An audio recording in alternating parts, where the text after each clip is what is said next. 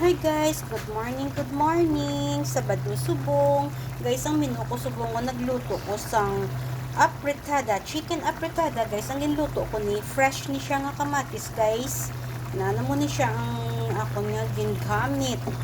Fresh kay para ni siya ituto no. Tapos ginbutangan ko lang siya sang carrot, sang arioy ng patatas.